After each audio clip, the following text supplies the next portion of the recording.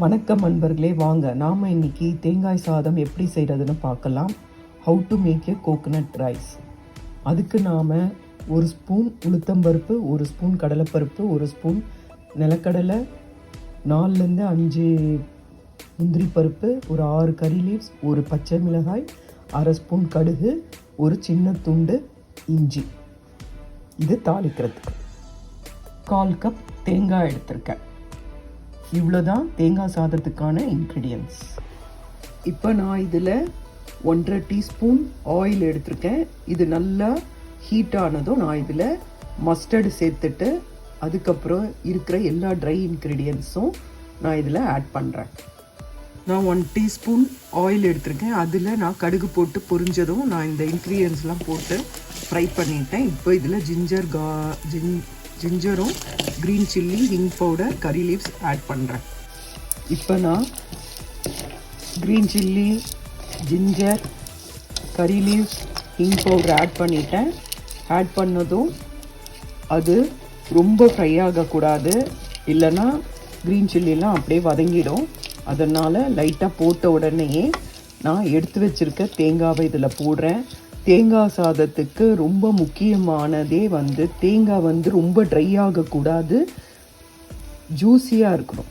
அதனால் ஒரு 10 மினிட்ஸ் மட்டும் தேங்காவை நல்லா வதக்கிட்டு அதை ஆறின பிறகு நீங்கள் ரைஸை கொட்டி கிளறிடுங்க. ஏன்னா அது தேங்காய் ரொம்ப ட்ரையான தேங்காய் சாதம் டேஸ்ட்டாக இருக்காது. தேங்காய் ஜூஸியாக தான் இருக்கணும். இந்த டைமில் உங்களுக்கு சாதத்தில் உப்பு பத்தலைன்னா லைட்டாக உப்பு தூவி கிளறி வச்சுக்கோங்க. அதுக்கப்புறம் உங்களுக்கு ஒரு டிப்ஸு கொடுக்குறேன். கலந்த சாதம் செய்யும்போது எப்போவுமே சாதத்தில் 1 ஸ்பூன் எண்ணெய் விட்டு வேக வைங்க. வேக வச்சு அதை வடிகட்டினதும் ஆற வைங்க. ஆற வச்ச பிறகு நீங்கள் அதை கலந்த சாதத்தில் கலரும்போது நல்லாயிருக்கும். இது நார்மல் ரைஸ் வெடிக்கும் போது தேவை கிடையாது. வெறும் கலந்த சாதத்துக்கு இந்த மெத்தடை ஃபாலோ பண்ணுங்கள். இப்போ பாருங்கள், தேங்காய் நல்லா அதனோட ஈரப்பதம் போக வதங்கியாச்சு.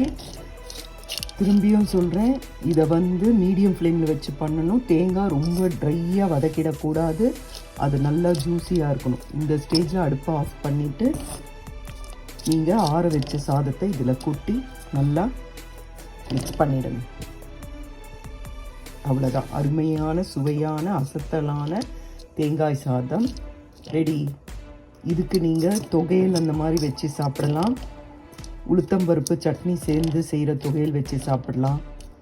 சிப்ஸ் ஏதாவது வச்சு சாப்பிட்லாம். நல்லா இதுக்கு காரசாரமான நீங்கள் ஒரு தொகையில் ரெடி பண்ணி இது சாப்பிட்டாக்கா ரொம்ப அருமையாக இருக்கும். இப்போ இதில் நான் ஆறின சாதத்தை போட்டுட்டேன். நீங்கள் அந்த சாதம் அரிசி உடையாமல் கலரி விடணும்.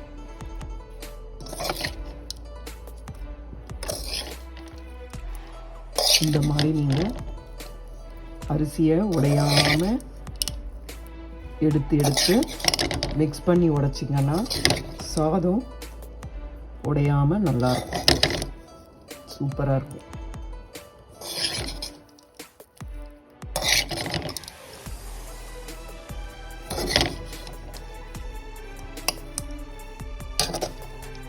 கலர்றதுல தான் இருக்கே. நல்லா அரிசி பார்க்குறதுக்கு நல்லா சூப்பராக இருக்கும். இதை நான் உங்களுக்கு நல்லா கலரிட்டு காட்டுறேன்.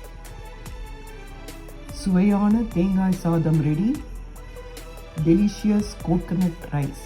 இதை செஞ்சு பாருங்கள். செஞ்சு பார்த்துட்டு எப்படி இருக்குன்னு சொல்லுங்கள். லைக் பண்ணுங்கள், சப்ஸ்கிரைப் பண்ணுங்கள். நன்றி, வணக்கம்.